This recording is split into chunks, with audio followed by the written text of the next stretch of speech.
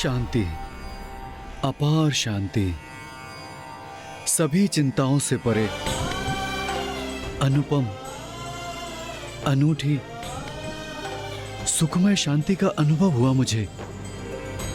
नवरात्रि के प्रथम दिवस पर माता शैलपुत्री की कृपा से आप दोनों के साथ हम सभी की भक्ति और योग की यात्रा आरंभ हो गई।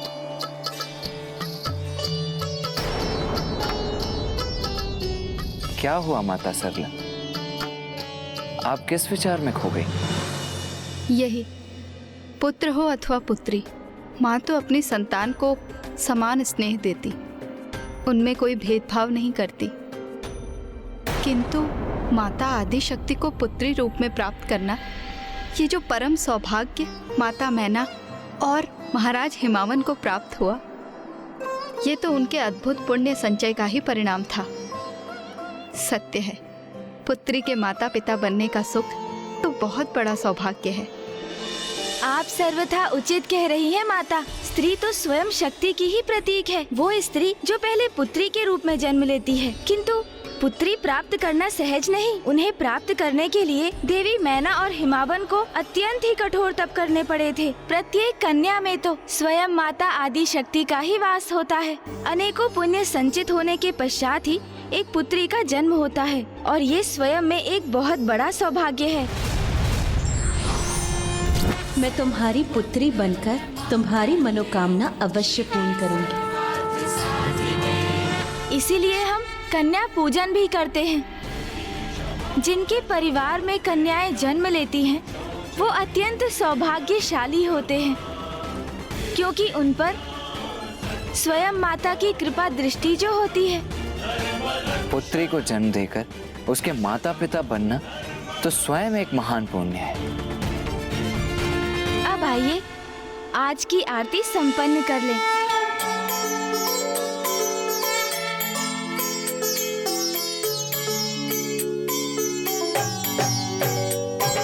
जग जननी जय जय, माँ जग जननी जय जय, भयहारिणी भवतारिणी, भयहारिणी भवतारिणी, भवभामिनी जय जय, माँ जग जननी जय जय।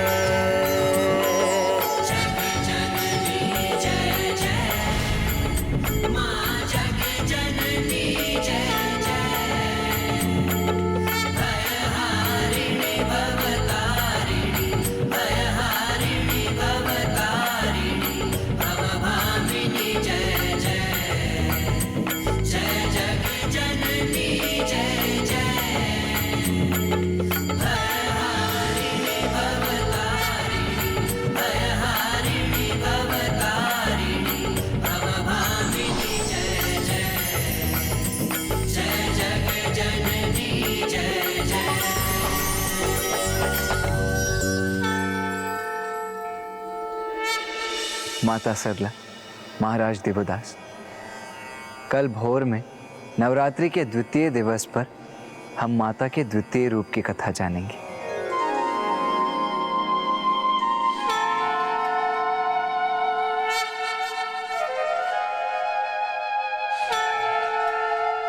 माँ वहाँ अकेली है, उनकी पीड़ा विचलित कर रही है मुझे।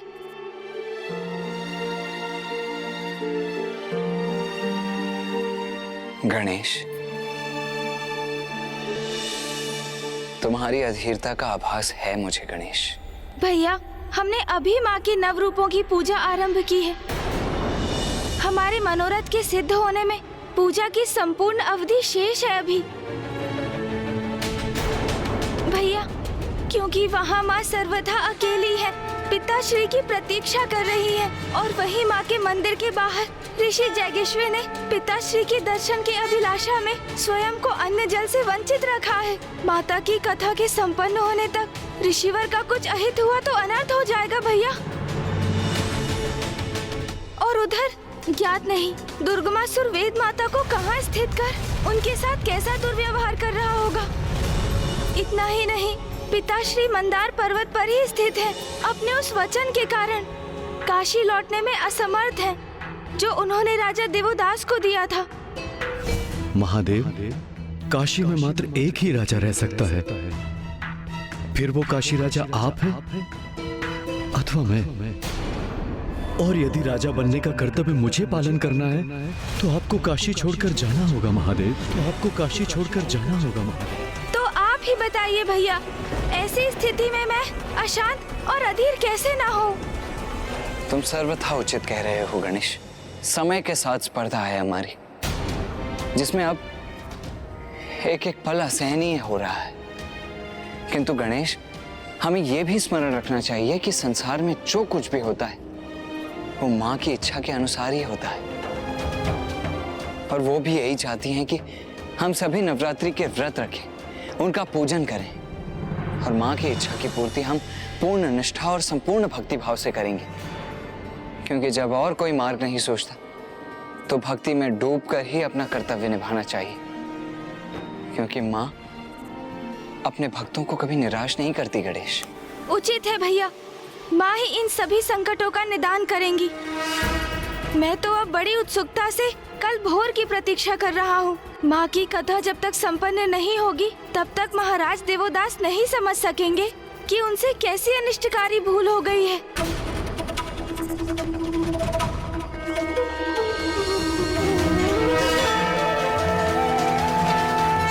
माँ, कल रात्रि में मैं बहुत व्याकुल और अधीर था, किंतु आज भोर में आपके दर्शन पाकर एक नवीन ऊर्जा प्राप्त हुई है। अब आपके द्वितीय रूप माँ ब्रह्मचारिणी की कथा करने का समय आ गया है। हमें आशीर्वाद दीजिए माँ कि हम आपके 9 रूपों की कथा भली भांति कह सकें, जिसे राजा देवोदास अपनी भूल समझकर उसे सुधार सके। पुत्र गणेश, पुत्र कार्तिकेय, तुम्हारे मुख से उत्सर्जित मेरी कथा का श्रवण कर राजा दिवुदास और देवी सरला को ही नहीं, संसार को भी बहुत कुछ सीखने का अवसर प्राप्त होगा।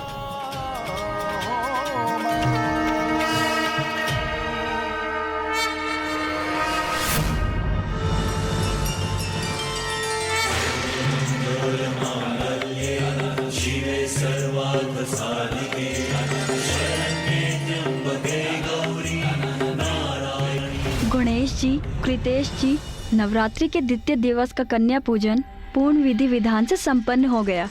अब हम माता के 9 स्वरूपों के अगले रूप में जाने की यात्रा का वर्णन सुनने के लिए अति उत्सुक हैं। माता सरला, आपने सर्वथा उचित शब्दों का प्रयोग किया। माता की यात्रा। किंतु माता, आपके मन में कुछ विचार है, वो कहिए ना। मैं माता की लीला का रहस्य समझने में कहाँ समर्थ हूँ, किंतु कल रात्रि में मैं माता शैलपुत्री स्वरूप की कथा का विचार कर रही थी तो मुझे प्रतीत हुआ कि माता की यात्रा तो किसी भी स्त्री की ही यात्रा के समान है। आपने तो पुनः उचित कहा माता। माता की कथा सुनकर तो प्रत्येक स्त्री को उनकी यात्रा में अपनी ही यात्रा दिखाई देती है। ये भी माता की ही लीला है। उनकी यात्रा का प्रथम पड़ाव उनका जन्म था, जब उनके पिता के नाम पर उनका नाम निर्धारित हुआ। अब हम उनकी यात्रा के द्वितीय पड़ाव की कथा ज्ञात करेंगे। नवरात्रि के द्वितीय दिवस पर हम माता के ब्रह्मचारिणी रूप की पूजा करते हैं।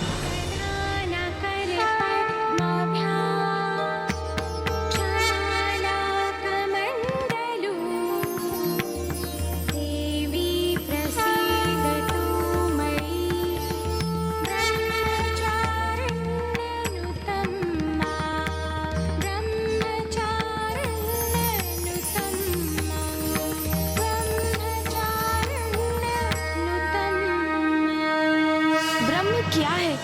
इस प्रश्न का उत्तर है वेदस्त्वम तपो ब्रह्म, अर्थात वेद, तत्व और तप ही अंतिम सत्य परम ब्रह्म है। और चारिणी का अर्थ है अर्चना करने वाली, अर्थात वो जो तप और ज्ञान के माध्यम से अंतिम सत्य की साधना करती है। माता आदि शक्ति का ये रूप अत्यंत भव्य है और पूर्ण रूप से ज्योतिर्मय है। गुणेश जी, माता अपने स्वरूप में कैसा प्रत्यक्ष रूप धारण करती हैं? माता ब्रह्मचारिणी एक श्वेत वस्त्र से स्वयं को सुशोभित करती हैं। उनके दाएं हाथ में जप की माला और बाएं हाथ में कमंडल स्थित होता है।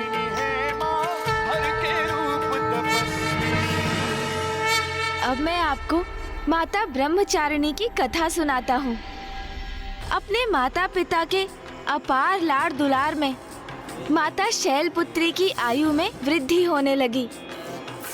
माता मैना और राजा हिमावन अपनी लाडली पुत्री को उचित संस्कार प्रदान कर रहे थे, इसीलिए वो अत्यंत सुशील और सर्वगुण संपन्न थी, किंतु वो नटखट भी थी। राजभवन में उनकी बाल्यावस्था अत्यंत सुखमयी और सुंदर थी। यद्यपि तारकासुर ने जिस प्रकार पूर्व में उनके अंत हेतु अट्टासुर को भेजा था, उसी प्रकार इस अवधि में भी वो अनेकों असुरों को निरंतर भेजता रहा, किंतु वो असुर सप्त ऋषियों द्वारा स्थापित रक्षा कवच को नहीं भेज सके और माता इन सभी आक्रमणों से पूर्णतः सुरक्षित और अनभिज्ञ थी।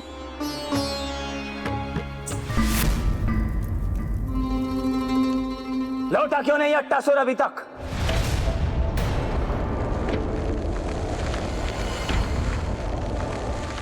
महाराज, ऐसी सूचना प्राप्त हुई है कि अट्टासुर का अंत हो गया है।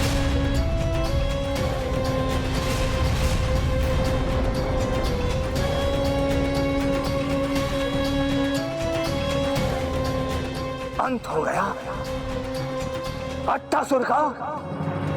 तो फिर प्रतीक्षा क्यों कर रहे हैं हम? अन्य असुरों को भेजो अभी। जाओ, अंत कर दो शक्ति का, जिसने उस राजभवन को अपना निवास बनाया है। जाओ।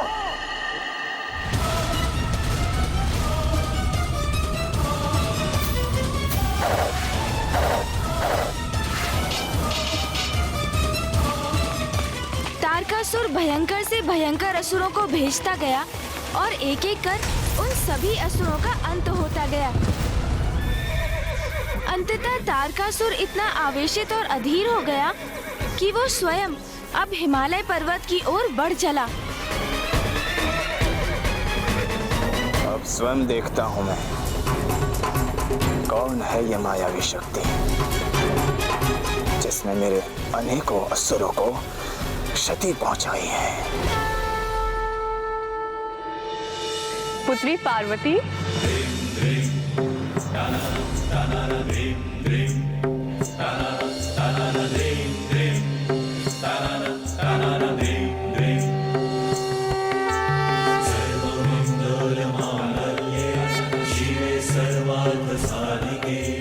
लो पकड़ो इस कंदूक को।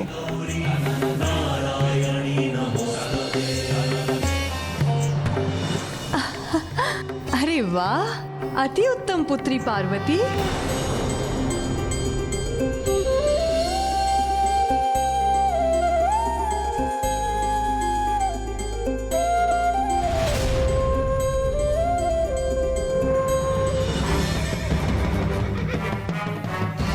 अंत होगा आज उस शक्ति का जो मेरे काल को जन्म देने हेतु जन्मी है। अभी मिटा दूंगा मैं उसे, बढ़ने नहीं दूंगा ये संकट।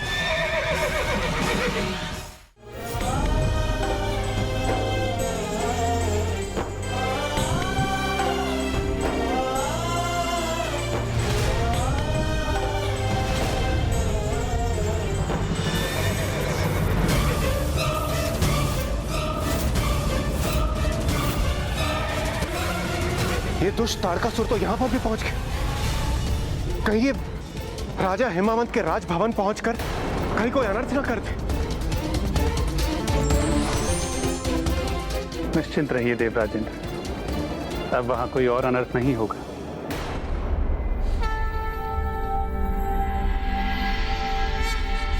नारायणं गदाध्यक्षं गोविंदं कीर्तिभाजनं गोवर्धनोद्धरं देवं भूधरं भुवनेश्वरम्।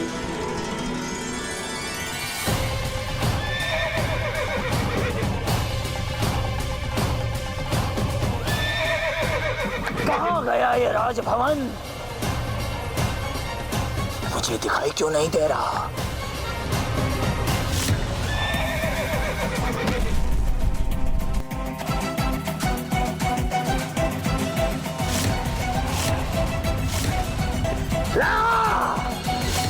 श्री हरि नारायण ने अपनी विष्णु माया के प्रभाव से महाराज हिमावन के राजभवन को अदृश्य कर दिया और इसी कारण वो तारकासुर उसे ढूंढने में असमर्थ हो गया। जब थक गया तो अंततः वो निराश होकर लौट गया और देखते ही देखते माता शैलपुत्री 16 वर्ष की आयु पर पहुंच गई।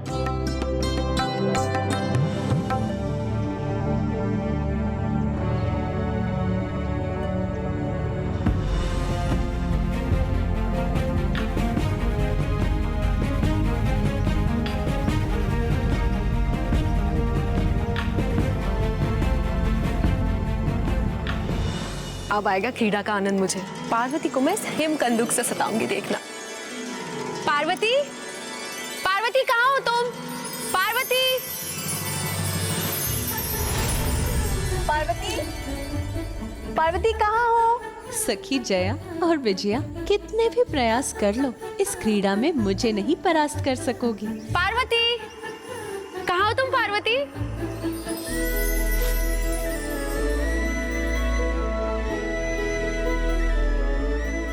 विजया, तुम उस दिशा में जाके ढूंढो, मैं इस दिशा में जाती हूँ, ठीक है? पार्वती,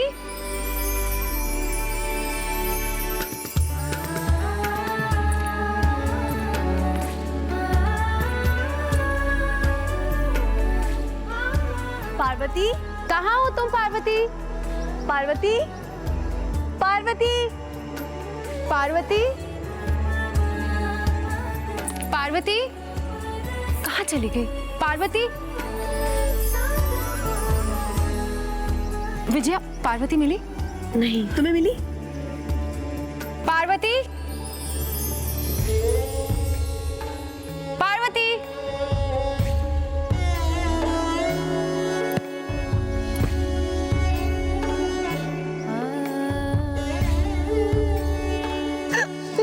तुम दोनों तो मुझे सताने चली थी ना, फिर क्या हुआ? पार्वती, अब तुम हमसे नहीं बचोगी।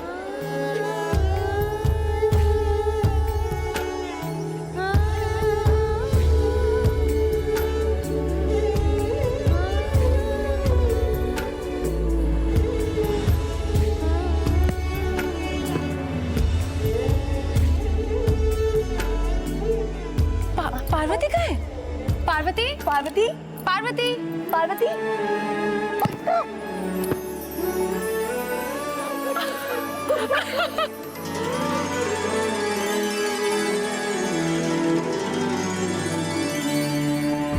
सतह में चटक जाएगी। जय, सखी विजया, तुम चिंता मत करो, कुछ नहीं होगा तुम्हें। मैं आ रही हूँ विजया। पार्वती, जय रुको। पार्वती,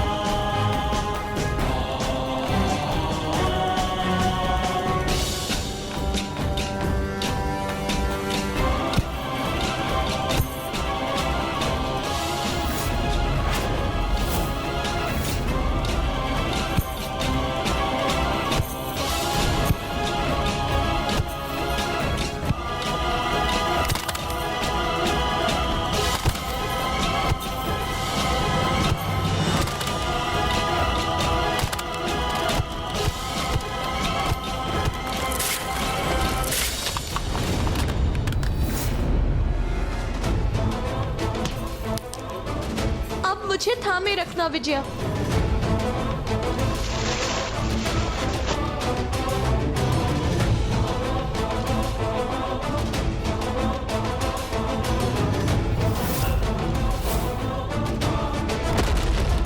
विजया, पार्वती,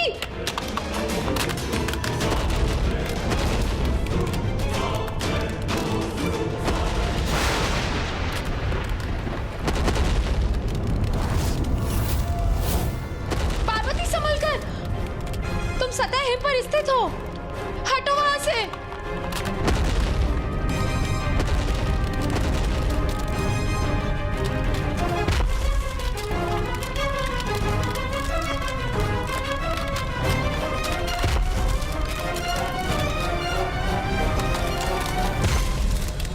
पार्वती, संभल कर।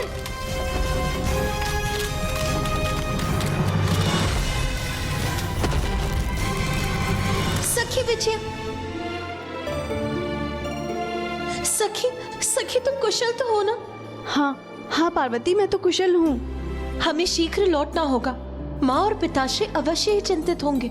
चलो चलते हैं। माता पार्वती मात्र एक सभ्य, सुशील और संस्कारी कन्या ही नहीं, अपितु इन गुणों के साथ साथ हिमावन जी ने उन्हें स्वयं अस्त्र शस्त्रों की विद्या में भी पारंगत कर दिया था।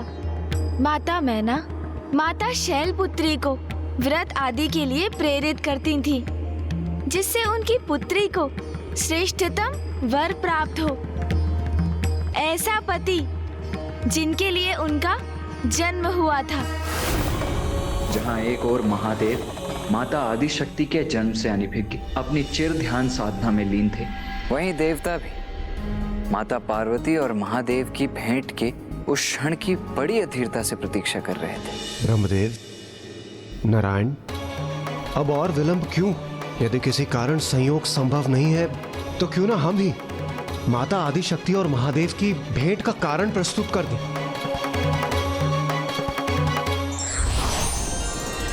नारायण नारायण।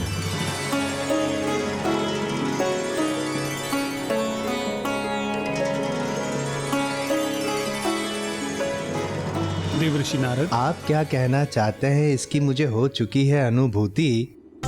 बस अब इस दिव्य अलौकिक प्रणय प्रसंग के पूर्ण होने का माध्यम बनने की दीजिए मुझे अनुमति।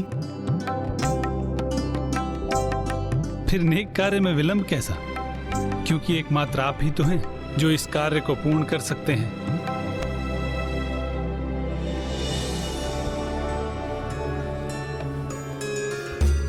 स्वामी, मुझे पुत्री पार्वती की बड़ी चिंता होती है। यूं तो वे आज्ञाकारी हैं, सुसंस्कारी हैं, किंतु समय समय पर अपने स्वतंत्र स्वभाव का भी परिचय देती हैं। अब जैसे कि कल ही जया और विजया के साथ एक विकट संकट की स्थिति में थी महाराज।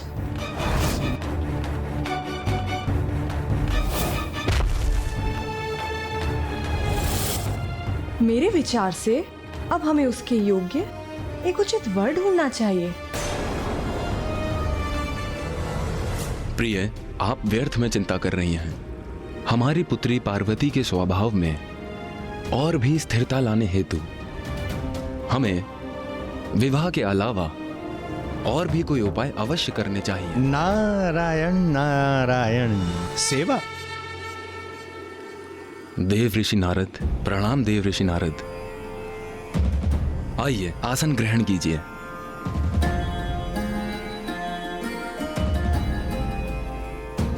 आपकी चिंता दूर करने का मात्र एक ही उपाय है, सेवा। क्षमा कीजिएगा देवऋषि नारद, मैं कुछ समझी नहीं। देवी मैना, आपने अपनी पुत्री को सभी संस्कार प्रदान किए हैं। देवी पार्वती सर्वगुण संपन्न है, तो अभी उनके संस्कारों को सेवा भाव प्रदान कर कर और महान बनाने का समय आ गया है। महाराज हिमावन, आप बड़े ही धर्मात्मा हैं। धर्म के सम्मान के साथ साथ सदा ही आप सभी धार्मिक जनों का भी सम्मान करते आए हैं। आपकी पुत्री अत्यंत सुशील है, तो अब उसका कल्याण इसी में है कि वो साधु संतों की सेवा में लीन हो। अब यहाँ देवी पार्वती के लिए सेवा प्राप्त करने का नहीं, अपितु अन्यत्र कहीं उनके द्वारा सेवा प्रदान किए जाने का समय आ गया है। ये आप क्या कह रहे हैं? साधु संतों की सेवा करने के लिए मेरी पुत्री पार्वती को किसी महान ऋषि के आश्रम में जाना होगा? नारायण नारायण। महाराज, अति उत्तम भाग्य है आपकी पुत्री का, क्योंकि यहां से समीप एक गुफा में महान दिव्य योगी समाधि में स्थित है। और विश्वास रखिए महाराज, वो कोई साधारण योगी नहीं है, अत्यंत तेजस्वी है, असाधारण है, महान है। समस्त संसार में उनकी दिव्यता का कोई स्थान नहीं। महाराज, आप अपनी पुत्री को उस योगी की सेवा में भेज दीजिए। आपकी पुत्री पार्वती का अवश्य कल्याण होगा। नारायण नारायण। देव ऋषि नारद, आपको आपके इस सुझाव के लिए कोटि कोटि धन्यवाद। मैं स्वयं मेरी पुत्री पार्वती को उस योगी के समीप ले जाऊंगा। नारायण नारायण। किंतु स्वामी, हम अपनी पुत्री को ऐसे ही कैसे किसी तपस्वी की सेवा में भेज दें?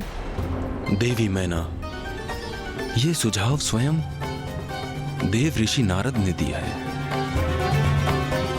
इसके पीछे अवश्य कोई बड़ा कारण होगा।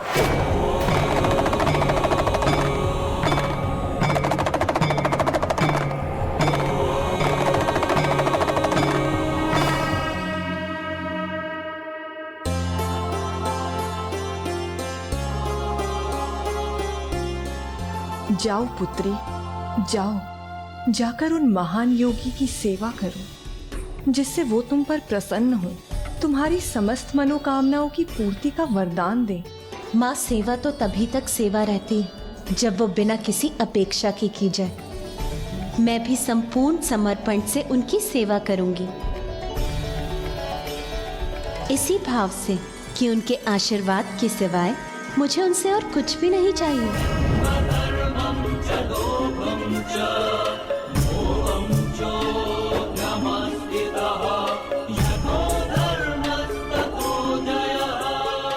देवराजेंद्र, कदाचित अब हमारी प्रतीक्षा का अंत समीप, क्योंकि शीघ्र ही माता महादेव के समक्ष होंगी।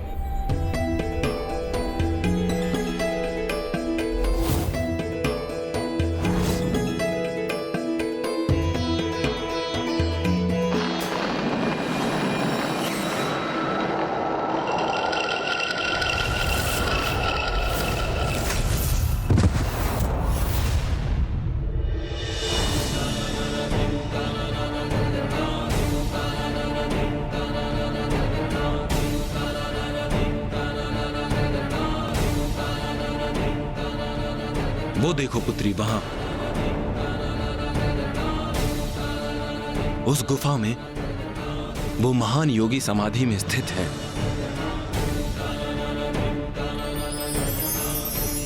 ये कैसा दिव्य और अद्भुत आकर्षण है जो मुझे उस गुफा की ओर खींचे जा रहा है।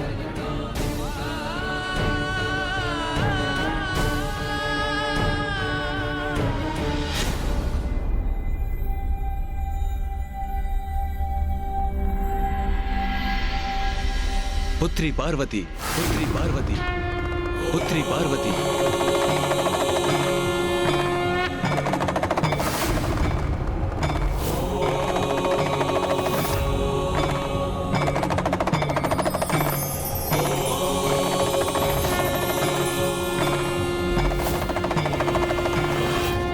इतने समय से हमें जिस क्षण की प्रतीक्षा थी, अंततः वो क्षण निकट है। और प्रतीत होता है माता आदिशक्ति को भी कोई आभास हो रहा है।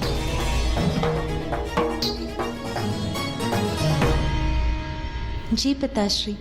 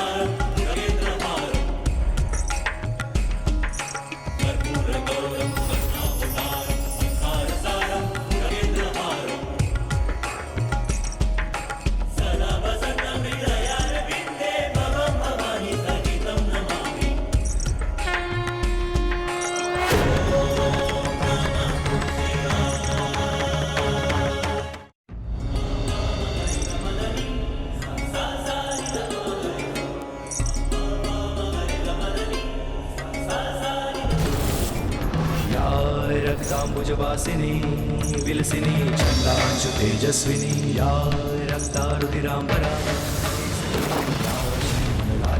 या रत्नाकरमन्थना प्रकटिता विष्णो स्वया गेहिनी सा मां पातु मनोरमा भगवती लक्ष्मी च पद्मावती।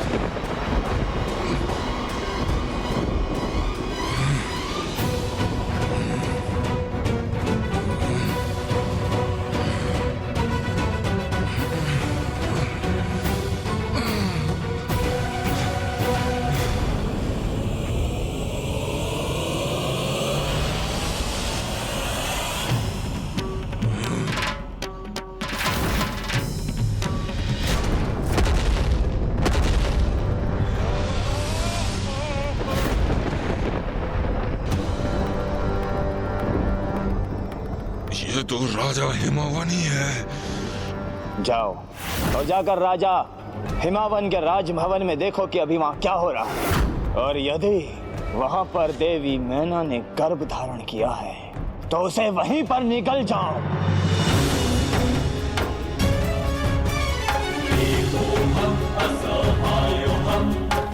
मेरी प्रिय पुत्री, मैंने तुम्हारी मां को तो समझा दिया था, किंतु तुमसे तुम्हारी इच्छा नहीं पूछी। तुम यहां कुशलता से रहोगी? इतना महान दायित्व संभाल पाओगी ना तुम? पिताश्री, आप व्यर्थ ही चिंता कर रहे हैं। अब मैं बड़ी हो गई हूँ, 16 वर्ष की आयु हो गई है मेरी। मैं ये दायित्व अवश्य निभा लूंगी। 16 वर्ष? अर्थात मैं 16 वर्षों से यहाँ मृत अवस्था में पड़ा रहा, और अब देवी आदि शक्ति राजा हेमावन की पुत्री के स्वरूप में एक युवती बन चुकी है। मुझे महाराज तारकासुर द्वारा दिया गया कार्य शीघ्र संपन्न करना चाहिए। अति शीघ्र उनके निकट पहुंचकर उन्हें ये सूचना देनी चाहिए। अट्टासुर, वो दुष्ट असुर पुनः जीवित हो गया। अट्टासुर की मृत्यु हो चुकी थी, किंतु उसे पुनर्जीवन भी प्राप्त हुआ, क्योंकि माता पार्वती का आंचल उसके ऊपर से चला गया और उसने माता को देखकर उन्हें पहचान लिया, क्योंकि ये उसे भी ज्ञात था कि एकमात्र माता आदि शक्ति ही उसके मृत शरीर को जीवन प्रदान कर सकती थी। गुणेश जी, फिर क्या हुआ? एक और अट्टासुर तारकासुर को माता के जन्म की सूचना देने जा रहा था, तो दूसरी ओर समस्त देवता बड़ी व्यग्रता से उस क्षण की प्रतीक्षा कर रहे थे जब महादेव और माता पार्वती एक दूसरे के समक्ष आने वाले थे।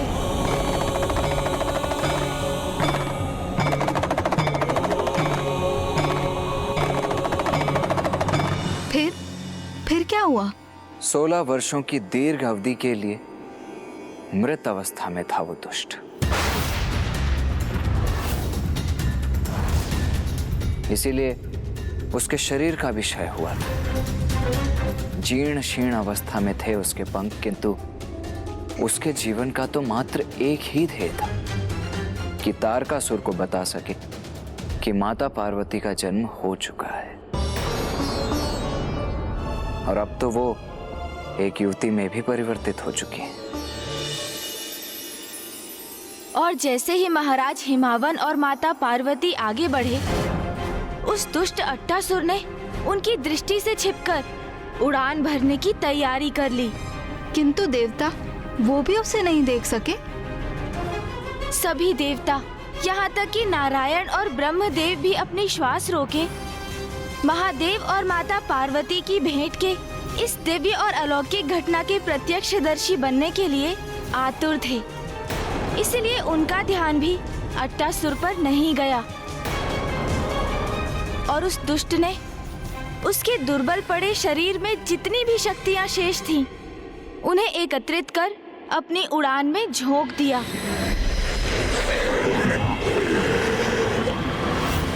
तो फिर क्या माता गुफा के भीतर गई?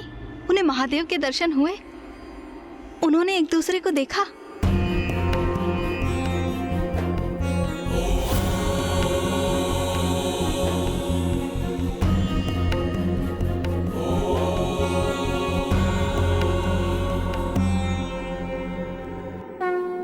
माता पार्वती महादेव के बहुत निकट थीं और महादेव को भी कुछ आभास होने लगा था, क्योंकि ध्यानस्थ होने पर भी माता सती की स्मृतियों के दृश्य उनके समक्ष प्रकट होने लगे।